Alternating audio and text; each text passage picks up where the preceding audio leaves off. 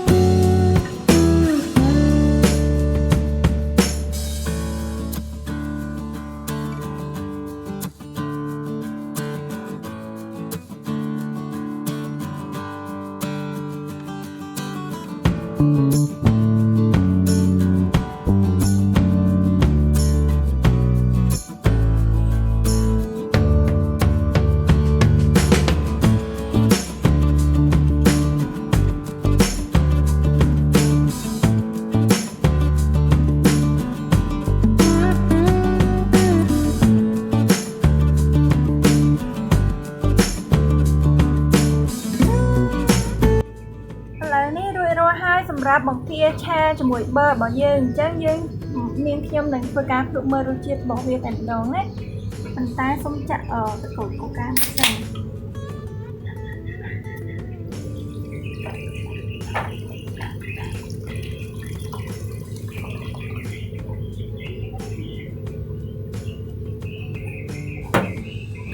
lấy mà phơi cá phụ mơ ở bằng kia bỏ dương ảnh đón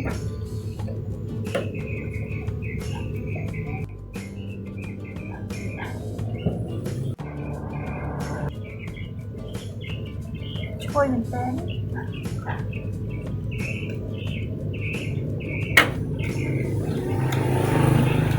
thôi mình tên nó ngọt nhé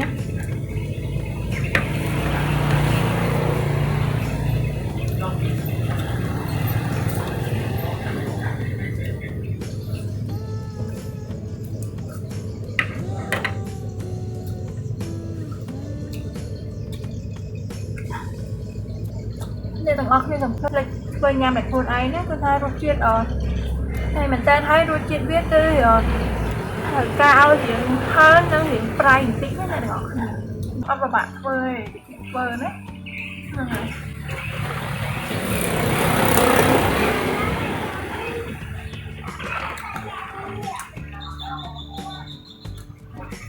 ចឹងអរគុណដល់អ្នកទាំងអស់គ្នាដែលបានចូលមើលវីដេអូរបស់នាងខ្ញុំហើយបើសិនជាពេញចិត្តកុំភ្លេចចុច Subscribe និងដាក់សញ្ញារូបកណ្ដឹងដើម្បីទទួលបានវីដេអូថ្មីៗទៀតអរគុណអ្នកទាំងអស់គ្នាជួបគ្នាវីដេអូក្រោយបាយបាយ